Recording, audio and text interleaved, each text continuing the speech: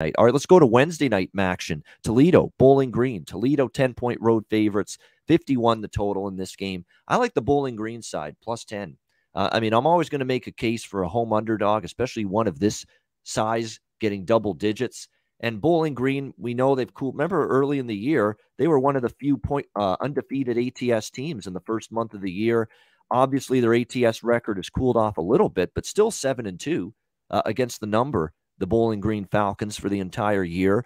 They're coming off a win against Buffalo outright on the road as 13.5-point underdogs, 56-44. They've actually got a bye week as well, so a little bit extra time to prepare here against Toledo as well. And right now, this Toledo program is just not in the shape this season for me to be trusting them as double-digit favorites on the road in conference play.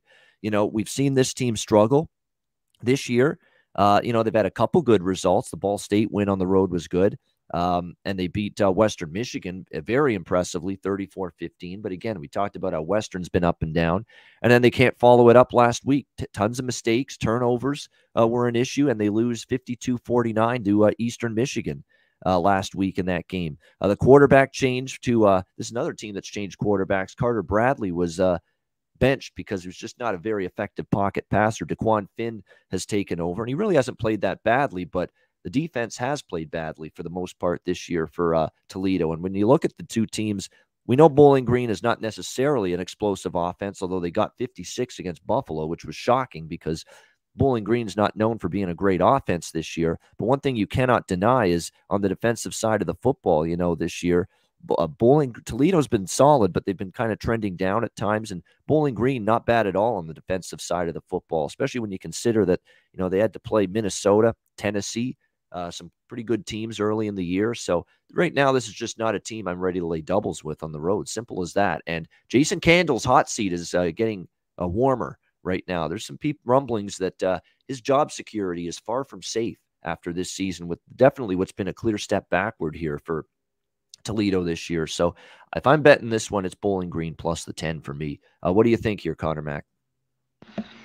Yeah, Bowling Green, after starting so good, their team I backed early and often. I haven't backed at all the last few weeks. You talked about how good the defense was. It's been the downfall. They've been shitty, you know, giving up 44. Even though they won that game to Buffalo, they lost. They gave up 55-34 to Northern Illinois, 35 to Akron. That was bad. In that second half, they gave a ton of turnovers in that one. They won the yards there.